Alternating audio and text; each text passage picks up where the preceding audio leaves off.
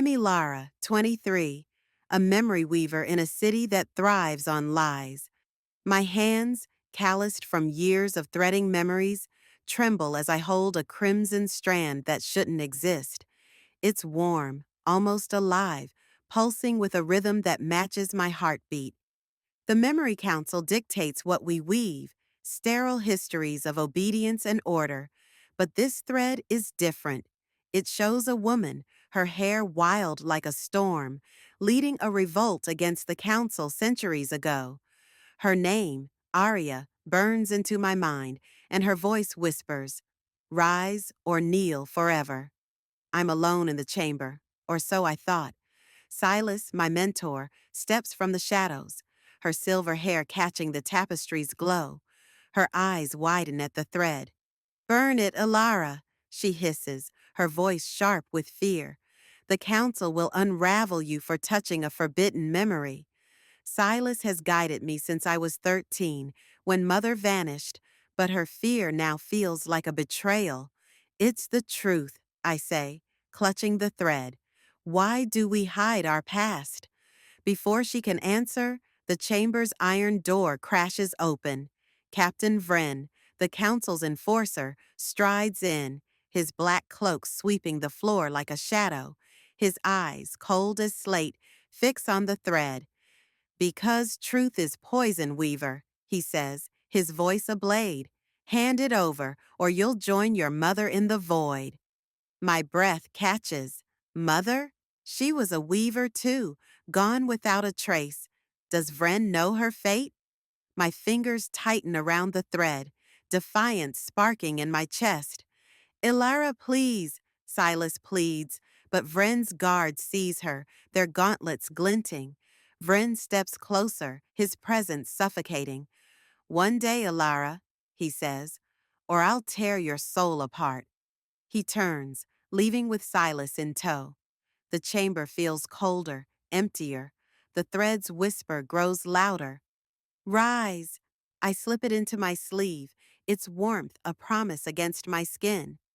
I need to know what happened to Mother, and why this memory terrifies the council. The city sleeps above me, its spires glowing under a moonless sky.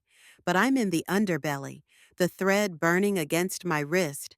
Silas once spoke of a vault where weavers hid memories the council banned. If Mother was part of this, I'll find answers here. The grate creaks as I slip into the vault, my boots splashing in shallow water. The tapestries are breathtaking, stories of women who fought, loved, defied. They're our history, stolen from us. I find a tapestry with Mother's mark, a tiny spiral woven in gold.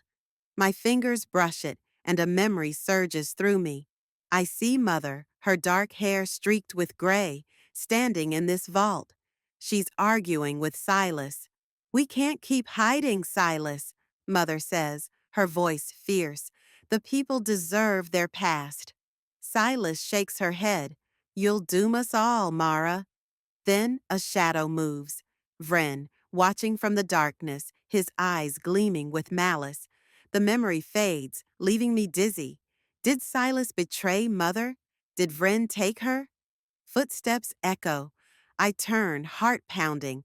But it's Silas, her face bruised, her cloak torn. "You shouldn't be here," she whispers. I step back, the thread flaring in my hand. "Did you give my mother to Vren?" I demand. Silas's eyes glisten with guilt. "I tried to protect her," she says. "Mara was reckless, weaving memories that could start a war, like you're doing now." Alarms shriek, red lights flashing through the vault. Vren's guards have found us. "Run!" Silas shouts, shoving me toward a tunnel. A guard's blade grazes my arm, blood welling hot and sharp. I stumble, but Silas pulls me along, her breath ragged.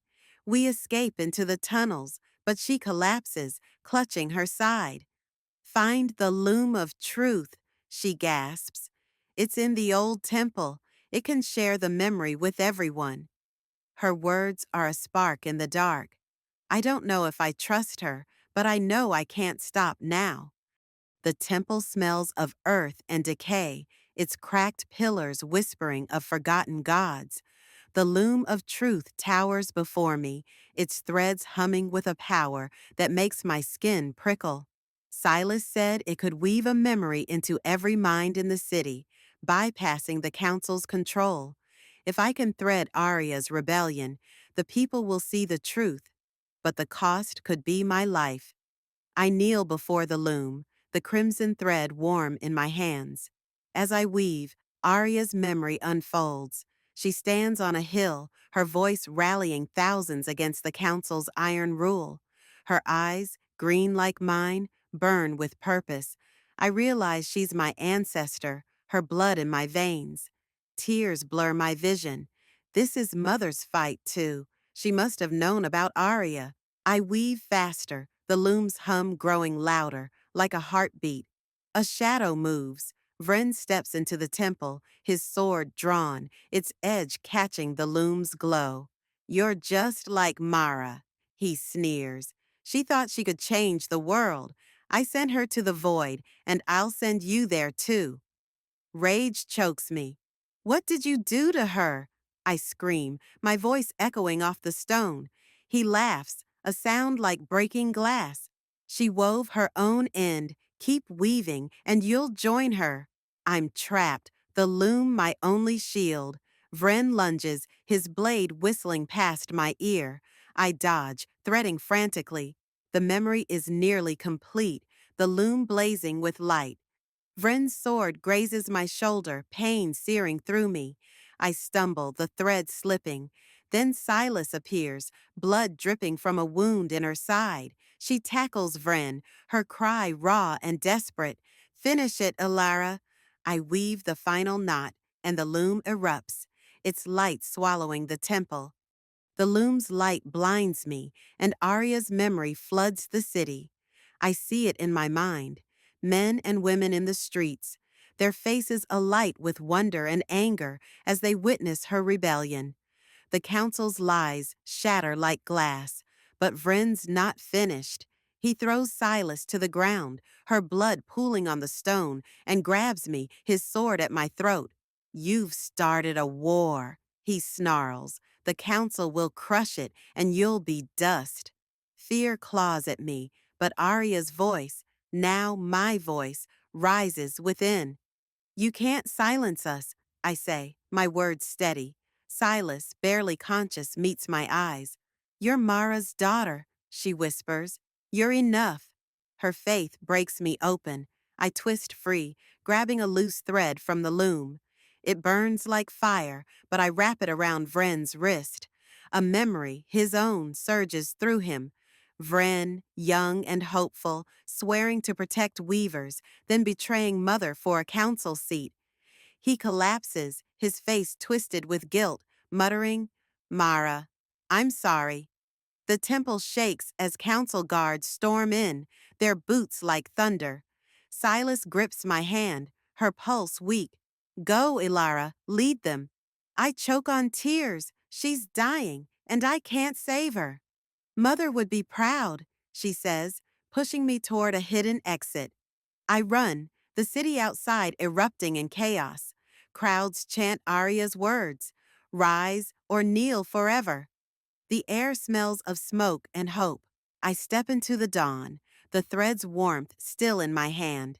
I don't know if I'll survive the council's wrath, but I've woven the truth. Mother's fight, Arya's fight, my fight. It lives in every heart now. As the sun rises, I hear Mother's voice, soft as a lullaby. "Keep weaving, Elara." I square my shoulders and step into the crowd, ready to lead.